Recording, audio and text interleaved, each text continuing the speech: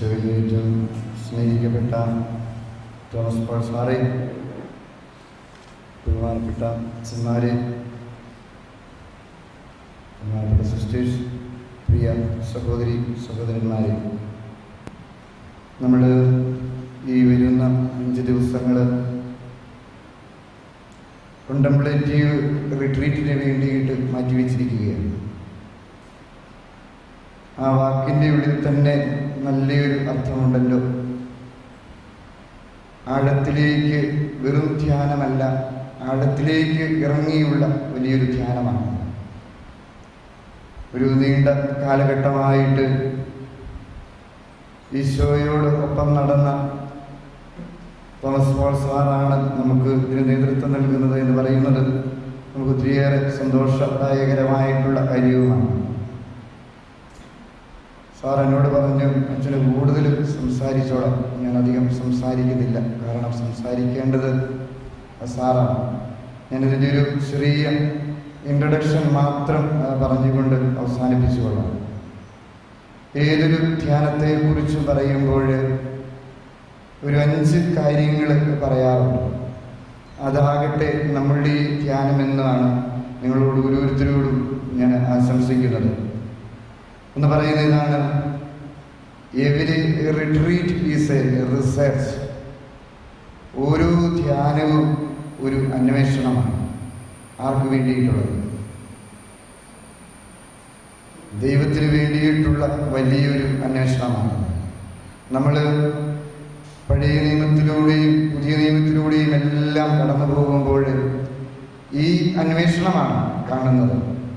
പുതിയ നിയമത്തിൽ ജ്ഞാനികൾ ഈശോയെ അന്വേഷിച്ചു പോകുന്നുണ്ട്. അതിൻ്റെ ഒടുവിൽ ഗ്രീക്കുകാർ ഈശോയെ അന്വേഷിച്ചു വരുന്നുണ്ട്. ഇങ്ങനെ ഈ 5 ദിവസങ്ങൾ നമ്മളും ഈശോയെ നല്ലതുപോലെ അന്വേഷിക്കണം. ലൂക്കായുടെ സുവിശേഷത്തിൽ 5-ാമത്തെ അധ്യായം 4-ാമത്തെ തിരുവചനം നമ്മളോട് പറയുന്നതാണ്: ആഴത്തിലേക്ക് നീക്കി നിന്റെ വല നീ ഇറക്കുക. വചനത്തിൻ്റെ ആഴത്തിലേക്ക് നമ്മൾ ഇറങ്ങി ചെല്ലുമ്പോഴാണ് ഈശോയെ നമുക്ക് സ്വന്തമാക്കാൻ വേണ്ടിയിട്ട് കഴിയുന്നത്. നമ്മൾ ഇവിടെ 2 വിധത്തിലായിരിക്കണം ഈശോയെ അന്വേഷിക്കേണ്ടത്. ഒന്ന്, വിശുദ്ധ കുർബാനയിലൂടെ. വിശുദ്ധ കുർബാന ഞാൻ അറിഞ്ഞിടത്തോളം തോമസ് പോൾ സാറ് ഏറ്റവും കൂടുതൽ ഇഷ്ടപ്പെടുന്നതും പ്രഘോഷിക്കുവാൻ വേണ്ടിയിട്ട് ആഗ്രഹിക്കുന്നതുമായിട്ടുള്ള കാര്യങ്ങളിൽ ഒന്നാണ്. നമുക്ക് വേണ്ടിയിട്ട് ഇവിടെ ഒരു റാസ കുർബാന തന്നെ സാറ് അറേഞ്ച് ചെയ്തിട്ടുണ്ട്. ഏറ്റവും വലിയ സഭയുടെ ആരാധനയാണ് വിശുദ്ധ കുർബാന എന്ന് പറയുന്നത്. ആ വിശുദ്ധ കുർബാനയിൽ ഈശോയെയാണ് നമ്മൾ കണ്ടെത്തുന്നത്, ഈശോയെയാണ് നമ്മൾ ഓരോരുത്തരും സ്വീകരിക്കുന്നത്.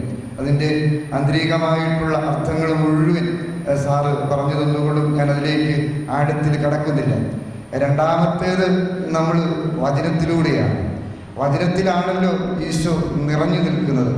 ഓരോ വചനത്തിൻ്റെ ഉള്ളിലും സെന്റ് അഗസ്റ്റിൻ പറയുന്നുണ്ടല്ലോ, പഴയ നിയമത്തിലെ ഓരോ വചനത്തിലും ഞാൻ അന്വേഷിച്ചിരുന്നത് ഈശോയെയാണ്. പഴയ നിയമത്തിലും പുതിയ നിയമത്തിലും ഒക്കെയായിട്ട് നിറഞ്ഞു നിൽക്കുന്ന ഈശോ. സഭയുടെ വത്തിക്കാൻ കൗൺസിലിന്റെ ഡിഗ്രിയിൽ സഭ നമ്മളെ പഠിപ്പിക്കുന്നുണ്ട്. സ്വർഗത്തിൽ നിന്ന് ദൈവം ഭൂമിയിൽ ജീവിക്കുന്ന നമുക്ക് ഓരോരുത്തർക്കും വേണ്ടിയിട്ട് അയച്ച സ്നേഹനിർഭരമായ എഴുത്താണ് തിരുവചനം. സ്നേഹനിർഭരമായ എഴുത്താണ് തിരുവചനം. ഇത് ഇന്ന് ഞാൻ കൈപ്പറ്റേണ്ട രക്ഷയെക്കുറിച്ചാണ് പറയുന്നത്. നമ്മൾ കാണുന്നുണ്ട്, ഒത്തിരിയേറെ പേര് പോയി ധ്യാനം കൂടുന്നുണ്ട്.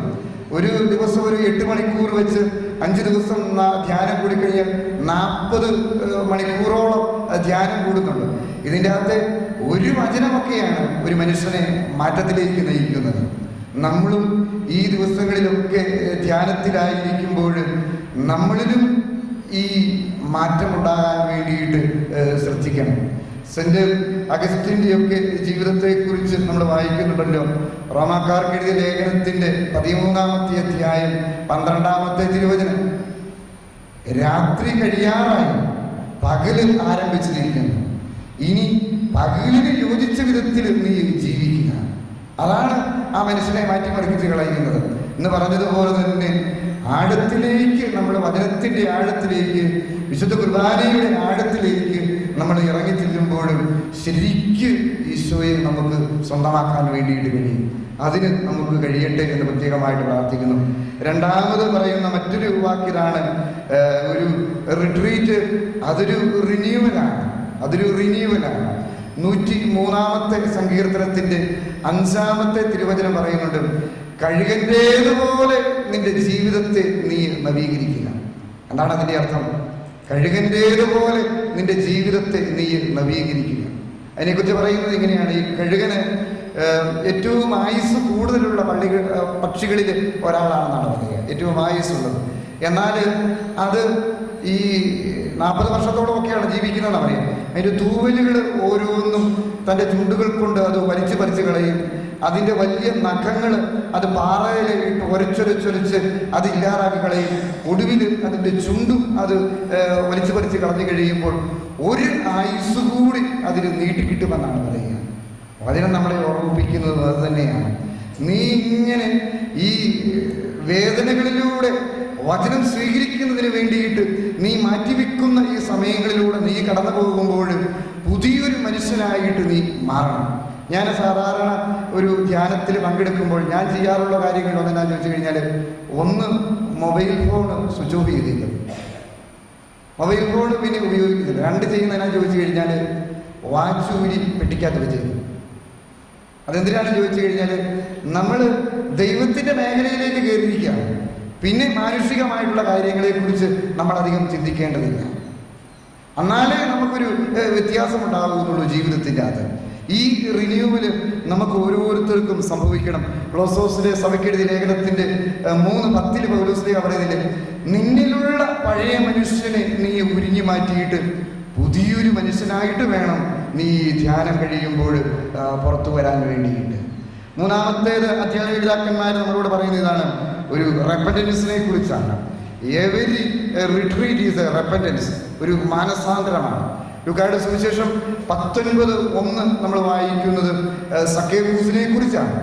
ഈ സക്കേവൂസിന്റെ ജീവിതത്തിലുണ്ടാവുന്ന മാനസാന്തരം അവനെ അപ്പാടെ മാറ്റിക്കളയുന്നുണ്ട്.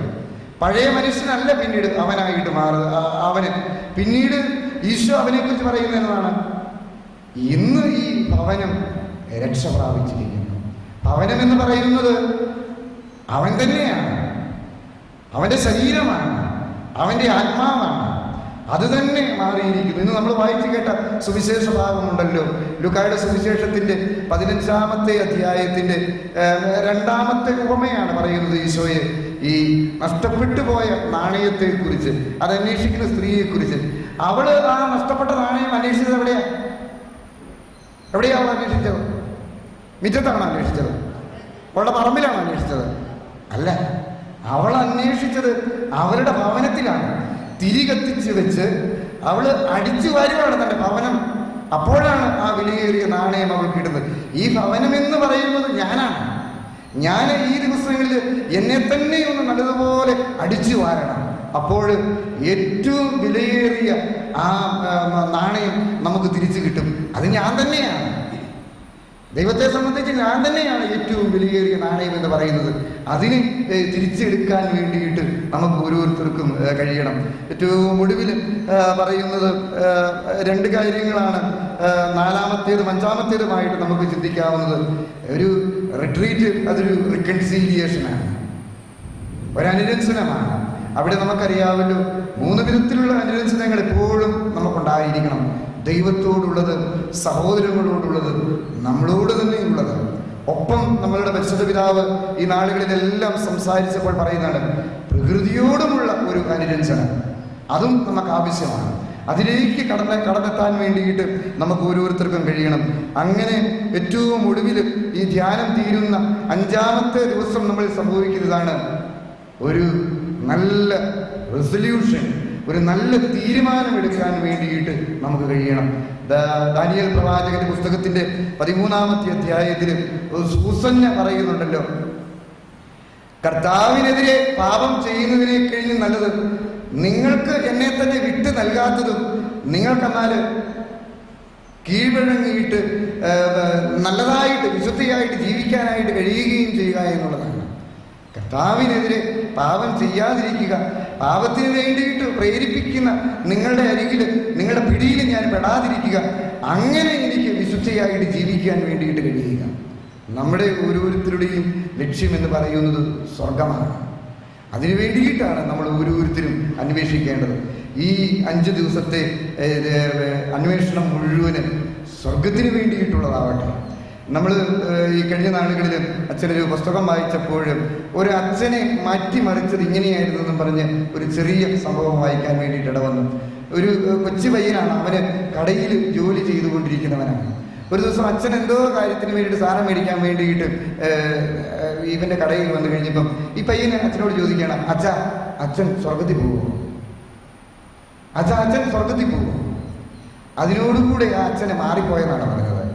പിന്നെ അച്ഛൻ്റെ ജീവിതം തന്നെ വ്യത്യസ്തമായിട്ടുള്ള രീതിയിലായിരുന്നു. നമ്മളോട് തന്നെ ചോദിക്കണം, ഞാൻ സ്വർഗത്തിൽ പോകുമോ? ഞാനൊരു വിശുദ്ധനാകുമോ? ഞാനൊരു വിശുദ്ധയാകുമോ? അതാണ് പരമമായിട്ടുള്ള ലക്ഷ്യം. അതിന് നമുക്ക് ഓരോരുത്തർക്കും സാധിക്കട്ടെ എന്ന് പ്രത്യേകമായിട്ട് പ്രാർത്ഥിക്കുന്നു. തോമസ് പോൾ സാറിനെ സത്യത്തിൽ ഞാൻ ഇതുവരെയായിട്ടും നേരിട്ട് കണ്ടിട്ടില്ല, ഫോട്ടോയിൽ കണ്ടിട്ടേ ഉള്ളൂ. അതുപോലെ തന്നെ ഈ പ്രസംഗങ്ങൾ ഞാൻ കേട്ടിട്ടേ ഉള്ളൂ. എനിക്ക് നഷ്ടപ്പെട്ടു പോയതായിട്ട് എനിക്ക് തോന്നുന്നില്ല. കാരണം എന്താണെന്ന് ചോദിച്ചു കഴിഞ്ഞാൽ, ഞാൻ സെമിനാരി പഠിച്ചുകൊണ്ടിരുന്ന കാലഘട്ടത്തിൽ ഒരിക്കലും സെമിനാരിയിൽ ധ്യാനിപ്പിക്കാൻ വേണ്ടി വന്നു. അന്ന് ഞാൻ എൻ്റെ റീജൻസി കാലഘട്ടത്തിലായിരുന്നു, സെമിനാരി ഇല്ലാതെ പോയി. ബാക്കിയുള്ള എൻ്റെ സീനിയേഴ്സും ജൂനിയേഴ്സും ഒക്കെ എന്നോട് പറഞ്ഞു, നല്ല ധ്യാനമായിരുന്നു, നല്ല ധ്യാനം. ഇത് വർഷങ്ങൾക്ക് മുമ്പാണ്, ഒത്തിരിയേറെ വർഷങ്ങൾക്ക് മുമ്പാണ്. പിന്നീട് നമുക്കറിയാമല്ലോ, നമ്മുടെ രൂപതയിൽ ഒരു കാലഘട്ടത്തിൽ ഒത്തിരിയേറെ നമ്മുടെ ബൈബിൾ കൺവെൻഷനുകളിൽ വന്ന് പ്രസംഗിച്ചിട്ടുണ്ട്. അന്നൊന്നും ഞാൻ ബൈബിൾ കൺവെൻഷൻ വന്നിട്ടുമില്ല, സെമിനാരിയിലായിരുന്നു. അതുകൊണ്ട് നേരിട്ട് എനിക്കൊന്ന് കേൾക്കാൻ വേണ്ടിയിട്ട് കഴിയില്ല. പക്ഷേ മനുഷ്യർ സംസാരിക്കുന്നുണ്ടല്ലോ ഒത്തിരി, അതാണ് പ്രധാനപ്പെട്ട കാര്യം. ദൈവവചനം അറിഞ്ഞവർ, അതിനെ സ്വീകരിച്ചവർ സംസാരിക്കുന്നുണ്ട്. അത് എന്നിൽ മാറ്റമുണ്ടാക്കിയിട്ടുണ്ട്. ഒരു പുതിയ ജീവിതത്തിന് തുടക്കം കുറിക്കാൻ വേണ്ടിയിട്ട് സാറിൻ്റെ വചനങ്ങൾ എന്നെ സഹായിച്ചിട്ടുണ്ട്. അത് തന്നെ ഒരു വലിയ കാര്യം തന്നെയാണ്. നമ്മൾ വായിക്കുന്നുണ്ടല്ലോ യോഹന്നാന്റെ സുവിശേഷത്തിൽ, ആ പാവപ്പെട്ട സമറിയക്കാരി പെൺകൊച്ച്, അവള് ഈശോയെ വന്ന് കാണുന്നുണ്ട്, ഈശോയോട് സംസാരിക്കുന്നുണ്ട്. അത് കഴിഞ്ഞിട്ട് അവള് നാട്ടിൽ മുഴുവൻ പോയി എല്ലാവരോടും പറഞ്ഞു, എൻ്റെ ജീവിതം എന്നോട് പറഞ്ഞു തന്നെ ഒരാളെ ഞാൻ കണ്ടു. അവരെല്ലാം വന്ന് ഈശോയെ കണ്ടു. എന്നിട്ട് ഇവളുടെ അടുത്ത് ചെന്ന് അവർ പറഞ്ഞതാണ്, ഇനി നീ പറയുന്നത് ഞങ്ങൾക്ക് ആവശ്യമില്ല, ഞങ്ങൾ നേരിട്ട് കണ്ടു കഴിഞ്ഞു. തോമസ് പാൾ സാറിൻ്റെയും കാര്യം അത് തന്നെയാണ്. ഇനി നിങ്ങളെ എന്നോട് പറയേണ്ട കാര്യമില്ല, ഞങ്ങളത് നേരിട്ട് കണ്ടു കഴിഞ്ഞു. അത് നിങ്ങൾക്ക് മനസ്സിലാവും ഈ ദിവസങ്ങളിൽ. അതിന് പ്രത്യേകമായിട്ട് നിങ്ങൾക്ക് സാധിക്കട്ടെ എന്ന് പ്രാർത്ഥിക്കുന്നു. നമ്മുടെ ജോസഫ് സാറും കുര്യൻ മറ്റത്തിലച്ഛനും എല്ലാം കൂടെ ചേർന്നാണ് ഇതിന് വേണ്ടിയിട്ടുള്ള ഒരുക്കങ്ങൾ നടത്തിയിരിക്കുന്നത്. നമുക്ക് നമ്മുടെ രൂപതയിൽ കിട്ടാൻ പറ്റാവുന്ന നല്ല റിട്രീറ്റ് സെൻ്ററുകളിൽ ഒന്നാണ് ഈ അഡോറേഷൻകാരുടെ SIBS സിസ്റ്റേഴ്സിൻ്റെ ഈ ധ്യാന കേന്ദ്രം. വളരെ ശാന്തമായിട്ട് വലിയ തിരക്കുകളിൽ നിന്നെല്ലാം മാറി നിൽക്കുന്ന ശാന്തമായിട്ടുള്ള ഒരു സ്ഥലം. ഇവിടെ നിങ്ങൾക്ക് നല്ലതുപോലെ പ്രാർത്ഥിക്കാൻ പറ്റും. വചനത്തിൻ്റെ ആഴത്തിലേക്ക് നിങ്ങൾക്ക് ഇറങ്ങിച്ചെല്ലാൻ വേണ്ടിയിട്ട് കഴിയും. അതൊക്കെ പ്രത്യേകമായിട്ട് സാധിക്കട്ടെ എന്ന് നിങ്ങൾക്ക് വേണ്ടിയിട്ട് ഞാനും ഈ വിശുദ്ധ കുർബാനയിൽ പ്രാർത്ഥിച്ചോളാം. നിങ്ങളും പരസ്പരം പ്രാർത്ഥിക്കുക. വലിയൊരു അനുഗ്രഹമായിട്ട് മാറട്ടെ. ശംസിക്കുന്നു.